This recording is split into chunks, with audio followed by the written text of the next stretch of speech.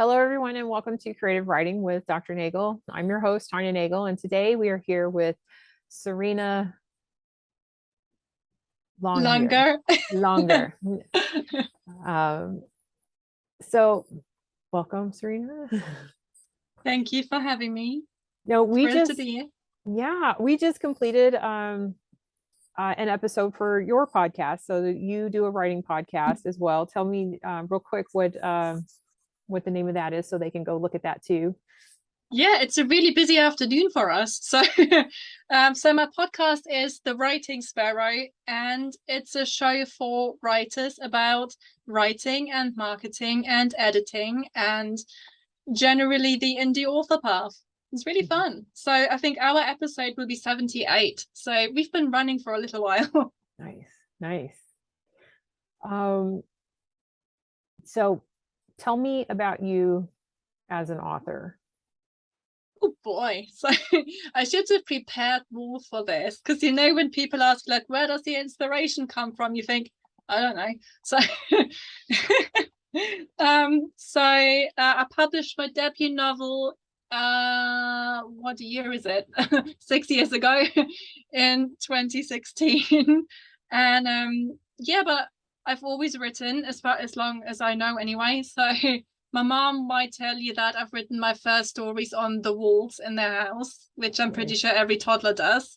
But that's what my mom would tell you. And when I was a child, I would write like little short stories for my mom's colleagues when I came with her to work on my summer break. So I guess those were kind of like the first stories that I remember writing. I'm not sure how old I was, though. I want to say probably around 8. To be realistic, that sounds about right. They were really short though, so they would have been in like a really big font on her computer, and they were only like half an A4 page long. So there wasn't much to them. But that's probably the first ones that I have written. And then my debut novel I started writing, oh goodness, when was that? When I was working in the library. That's right, because my then would-be manager asked me in the job interview where I saw myself in 5 years, and I said I will totally have my first book out by then. And that kind of really gave me a kick up the butt to actually do it, because I didn't want to feel like I lied to her. But but I say I always wanted to write. I suppose when I was a child, when I was a really young child, I didn't have the aspiration to be an author one day. I wanted to be an actress at some point, and things like that. I think I probably wanted to be an author since this is video, right? For yeah, cool. I can show you then. Since I read, bear with me. Since I read Empress by Karen Miller, which doesn't get enough love, but this is it. This is the book that made me realize I wanted to be an author as well, that this is what I need to do. It's a really awesome book. It's a dark, epic fantasy thing. It has my first anti-hero, and it's really dark and gritty. And that's what told me that I needed to be an author. I was at college at the time. So college is different in England, where I am, to probably most of you listeners in America. So this would have been normally ages 18 to 20. I was 18 to 20 as well. So that works. Because I was older, everyone else would have been 2 years younger. Never mind. So, so that was the book that made me realize I needed to do that. And the first book I wrote, I didn't publish, thank God, because I didn't know that self-publishing was a thing, to which we should all be really grateful, especially me, because it was terrible. And I have been writing and publishing ever since then. So that's my very brief introduction to me as an author. And so Empress inspired you, and that was a fantasy. What genres do you write in? Fantasy. Primarily epic, and now also paranormal urban fantasy, romance with mythology. There is no one genre name for that, which is a shame, because that would make it much quicker. But yeah, it's all quite dark. So it's either dark epic fantasy or it's dark urban fantasy, but it's all fantasy. Okay. And when you say dark, define dark, because that dark is also like is one of those words that now it's kind of like spicy, where Yes, it's quite. it's like, what does this even mean anymore? I It's don't such a mean. spectrum. No, no, I know exactly what you mean. So, like at the moment, I think we were talking about like sort of writing fashions on my show a minute ago. Mhm. It is kind of like that, right? So right now, if someone says that this book is really dark, what they really mean is there's bondage. Yeah. That's not what I meant by And that. So bondage might not be dark. Like you no, so it's confusing. yeah, categories and genres are really confusing. So it's definitely worth defining that. So when I mean dark, I mean there's a lot of death, and there'll probably someone dying in the first pages, and it might get a bit gory and detailed at times. And in my latest book that has just come out in September, it got dark in a very different way because my main character got trapped in a nightmare. And as I was writing it, I thought, well, if I don't make this extremely dark, it's not a nightmare. And the whole point of the nightmare was to make her realize that she needs to stop doing something. So I figured, unless I make this really, really extremely dark and really exploit all of her worst fears, that message may not land. So yeah, there were some terrible things in there. And not gonna lie, I was crying at one point because I hated it so much. But yeah, well, that's the dark I mean. And maybe there'll be bondage as well in later ones. I don't know. I haven't decided. So we may span the whole darkness spectrum at some point. Some point. Well, and I think that, so when you write something and I think one of the amazing things is like when you write something that makes you as the author emotional, and then you're waiting for like that reader response to it. And then sometimes like they get emotional over things that you're kind of like, oh, I didn't know that I was writing it that Yeah. emotional. And then sometimes like that moment that you're just like waiting for, they're like, oh yeah, that didn't land for me the same way. So, never mind. Well, fortunately, I know that moment at least hit, which is good because I would have hated to suffer for nothing when I wrote it. But yeah, again, it was a nightmare, and the whole point was that the nightmares got worse as the book went on. So I couldn't really go light on it because it wouldn't have been a real nightmare now, would it? So it had to be dark. No, And absolutely. yeah. Okay. Um, so podcast, dark and epic fantasy. What else do you do out there in the writing sphere of things? How is like promotion and all the rest of that craziness Oh God, for you? promotion. Oh wow. There's so many different things just for there alone. This year, or especially I think in September this year, I have signed up to a lot of anthologies. My very first anthology came out this year in April. That's the Once Upon a Name anthology with like lots of sort of fairy tale stories and retellings. That one is full of fantasy and it's for charity. Just a little shameless plug while I'm here. But and then a lot of the anthologies that I've just signed up with are ones that you've pointed me to. So thank you for that. I think Hopefully I you're had a welcome. day. Thanks. I don't know when this video goes out, but our first anthology together is about to come out on the 1st of November. So that's exciting. And that's not fantasy for me at all. That one was a contemporary romance. Yeah. So I've dipped my toes into that as well. And actually, some people might also say that I write horror. They certainly seem to classify it as that on in their reviews and in categories. But to be honest with you, I think the line between dark fantasy and horror is really thin, and I'm not entirely sure where I cross it and where I haven't. So that's probably fair. Yeah. And I feel like that. I feel like that happens all over the place right now. Yeah, It's like where the is lines the blur a lot, yeah. which actually makes a lot of sense, though, I think, because I don't think any book is just one genre and then Right. that's it. There's most books are going to have an element of mystery. They're going to have some element of a thriller or of some kind of horror, because the character has to be on some form of journey, right? And there will probably be some form of romance in there. So yeah, all books cross genres to some degree. So that actually makes sense. I wouldn't call myself a horror writer, but I know that some of my readers might disagree with me, which is a bizarre experience. But But I think that's kind of great though, to just, because horror is one of those genres that I feel like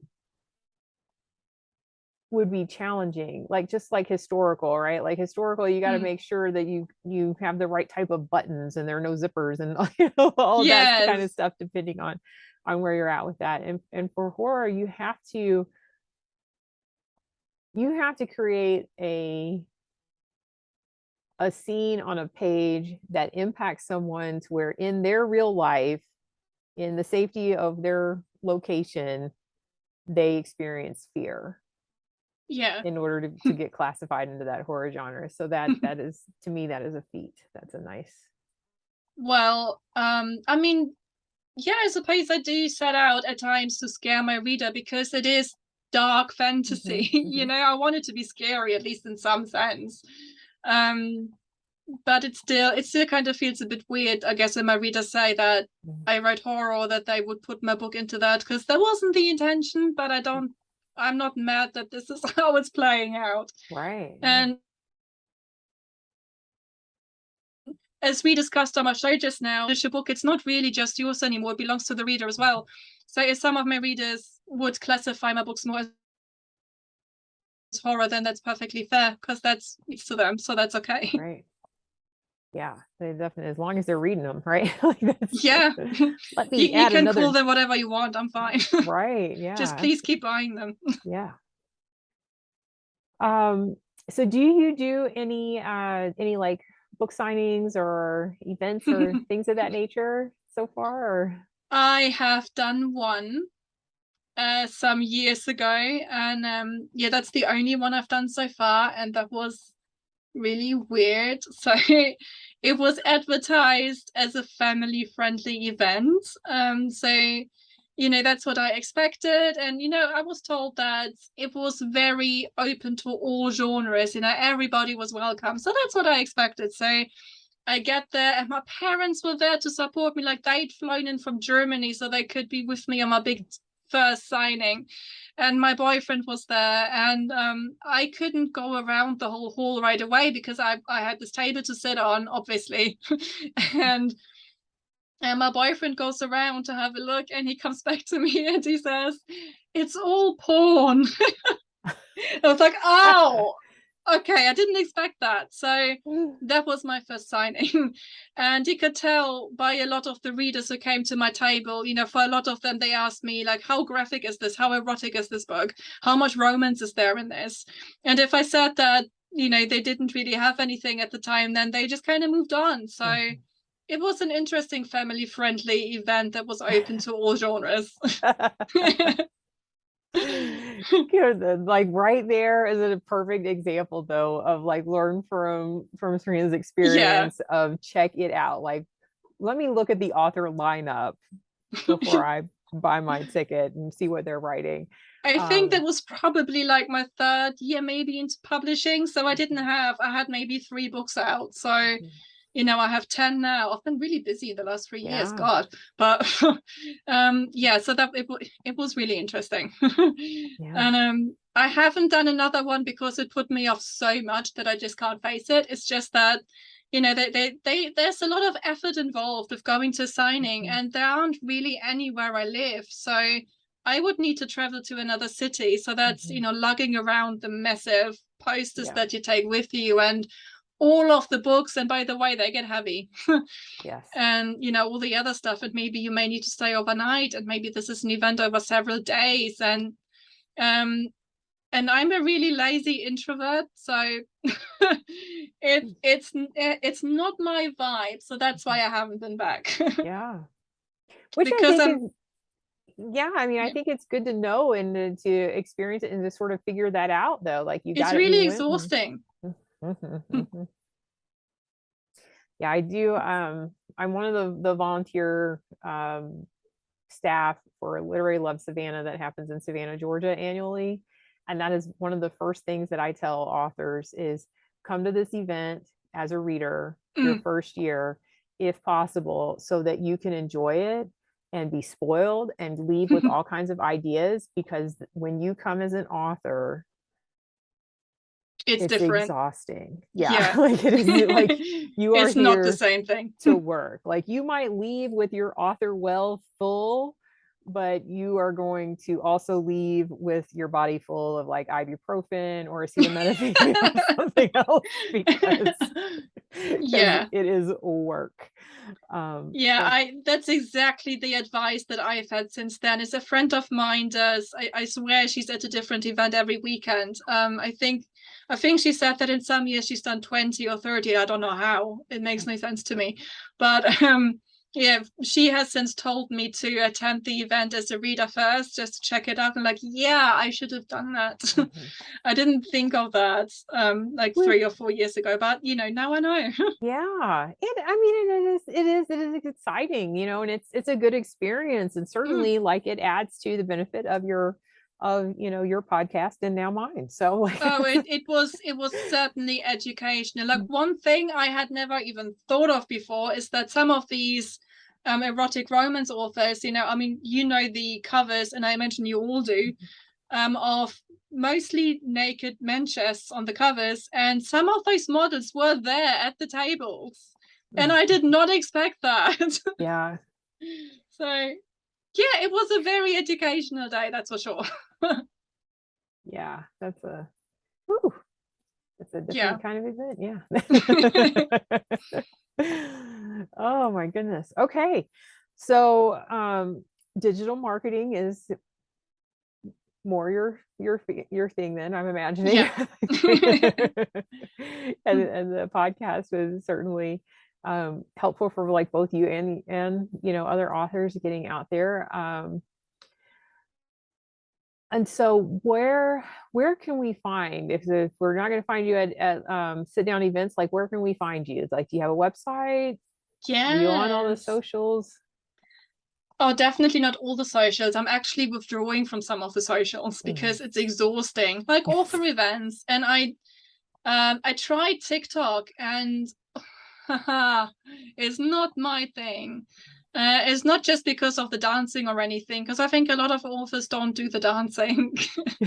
I'm like So, the dancing. I've obviously not been looking at the right things on TikTok. there's all those TikTok dances. Like when I said to my boyfriend, I'm trying TikTok, he said, really? You're gonna dance? I was like, no, definitely not. Yeah, no, Um, definitely not over here but either. yeah, like I've started to dislike Instagram more because of how demanding it is. It's such I feel like, especially in recent years, Instagram has become more of a professional platform if you're an influencer, and it's less for the casual user, maybe, Mhm, um, to put it nicely. And I don't I don't have the time in my day to dedicate however many hours just to the one social media platform. mhm, So I'm slowly coming away from that too. But you can find me on Twitter, and you can find me on Facebook. I have an author page on there, and I have my reader group on Facebook as well.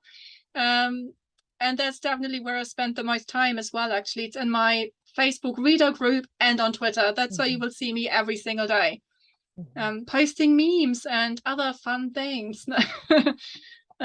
Yeah. So, and I do have a website, so it's just sarinalange.com.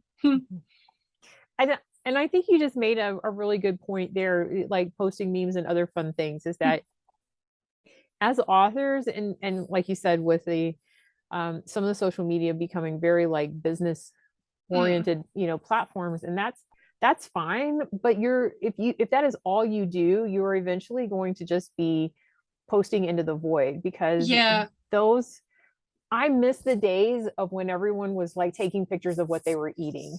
Yes, those were Like the I days. miss I miss the days of like different foods and recipes and being able to kind of see those things, vicariously through, through the lives of others. Because as you can Yes. see, I live in a cabin in the woods. I won't be eating anything that I don't cook or heat up here.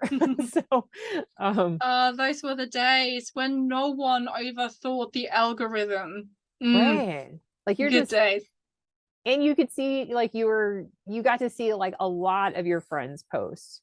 And I feel like today, like I see ads and ads and ads and ads and ads, and Yes. it starts to like numb you out and turn you off from, from the social media. So the places like my Facebook group, like those are the people that I get to actually interact with. And even then Yes. sometimes it's tough because not everyone, sees that there are new posts until it's like too late, or or like a week later they're like, I'm just seeing this now. And Yeah. it's but that's what happens because we're relying on those platforms, because those platforms are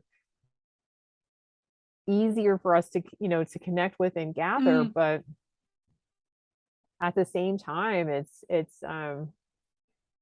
exhausting, and it can be, time consuming. And I think that you make a really good point there, that it's okay to take a step Not back. be everywhere. Don't delete all your accounts though. I deleted my No. Twitter account. Oh my gosh, I lost all of that. And by the time I realized that, you know what, you should probably just still have a placeholder, I've had to start all over with Oh, I did the same thing years ago. I deleted my first Twitter account. Actually, no, I think I just stopped using it because I just wanted a break from it. It didn't really feel like my platform anymore, which is weird because now I'm going to be there most of the time.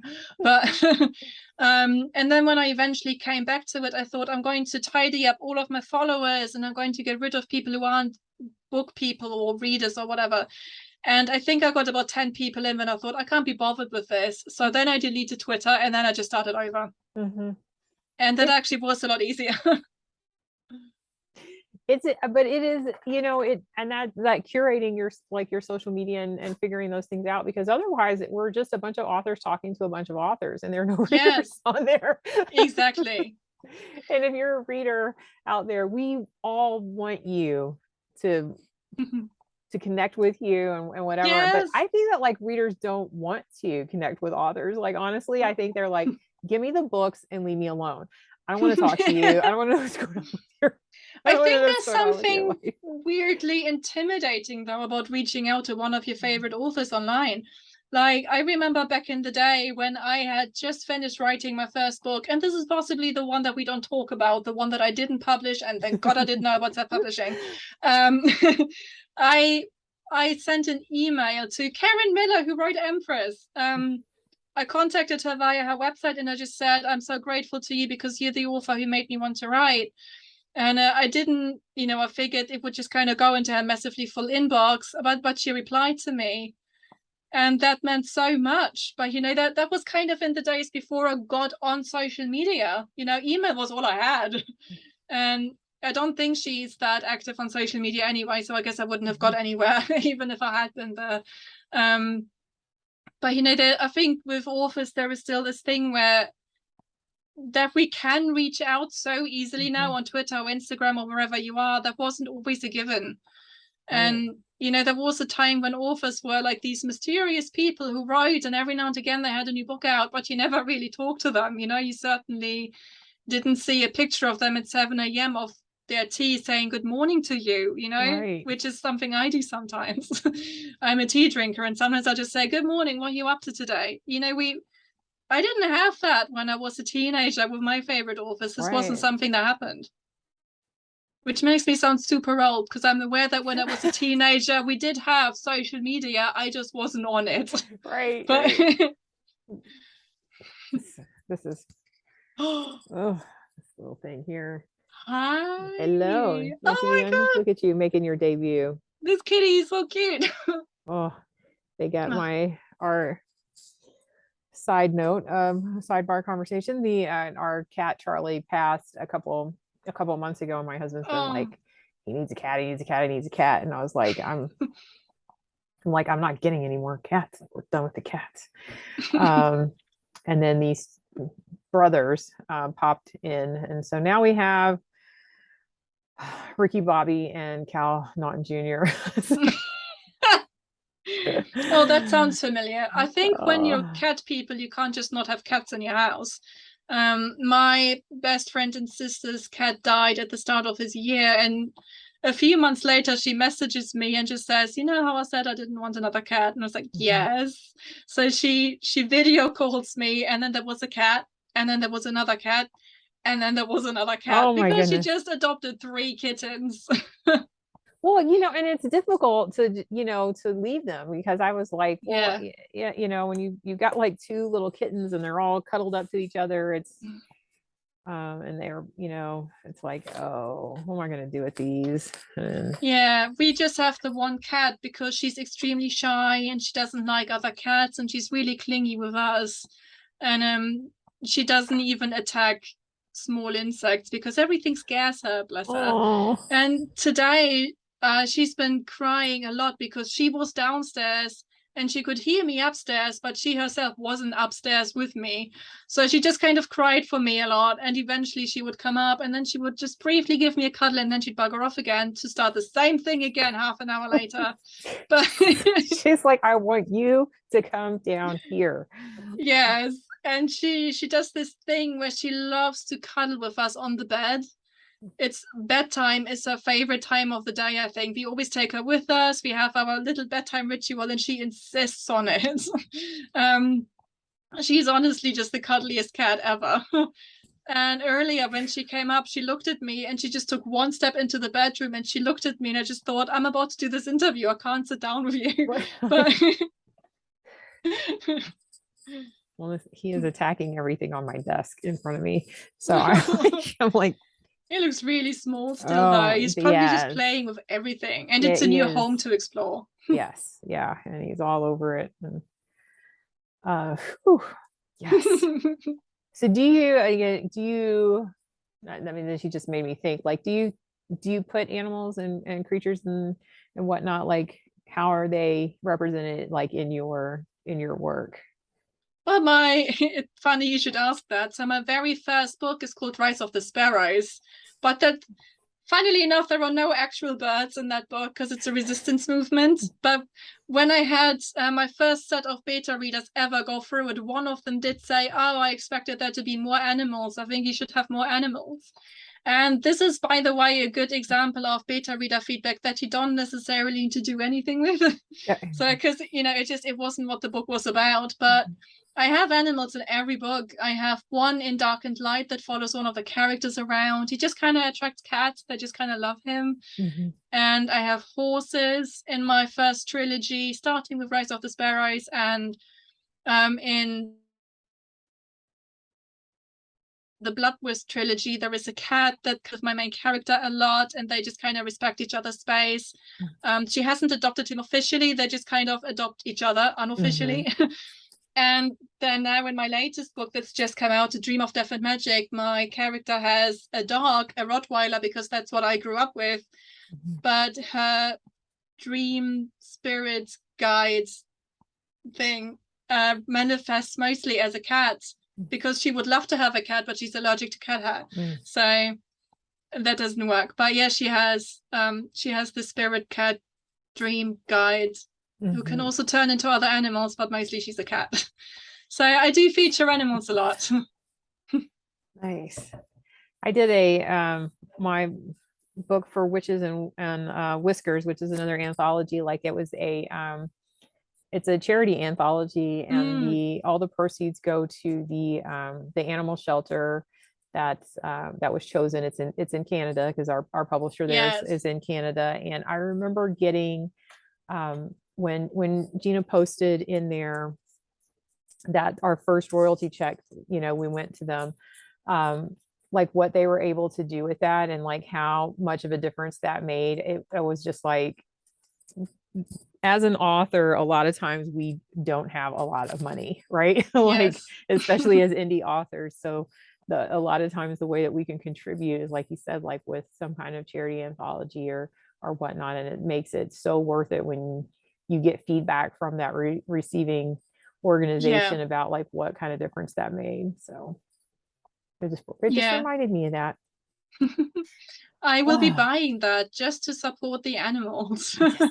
yes. Yeah. It was, And I mean, we were just like, they were just like, this came just in time. We were able to get, mm, like, one of the animals needed surgery. It was just, and getting that, like, from the, the organization, it was just like, yes. yeah, and you don't always have that when you're writing, because obviously normally the money goes to you, and it's really nice when you can say that actually this is for charity and this is what the money from all of our readers has been able to accomplish for it.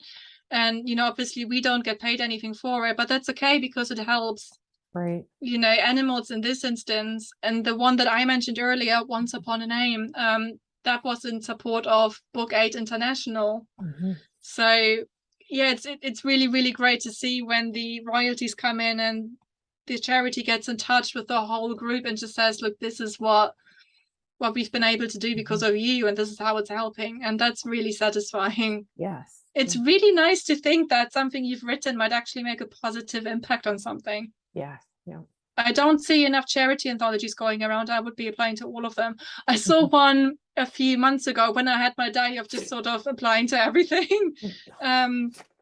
I think that one was for breast cancer awareness, and I thought, yes, I'm doing it.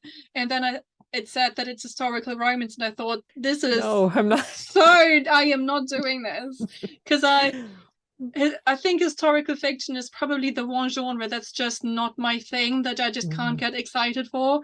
So I was like, I want to write for this charity, but I can't write the genre, but I want to do the thing, but I can't do the thing. Right. Like, Yeah, I'm there just need gonna to buy be. this book and help you and make sure to share it, promote it. Yes. Like, Yes, exactly. There's always that. You can always buy it, you can always share it everywhere, you can review it. There are so many ways to help. yeah. No, I completely agree. I love to listen to on audiobook. I love to listen to historicals. Um, but to even get my head around writing one, I'm like, I can't even get my head around it. No, because you need to be so accurate with everything. And if you accidentally get a date wrong or the weather on a specific day, then somebody will know. Oh my gosh, right? Yeah.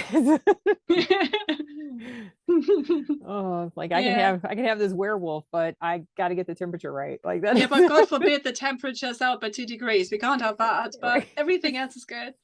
I've got a chat coming up next year at some point on my podcast with someone who I know writes historical fiction. And actually, I did really like that book.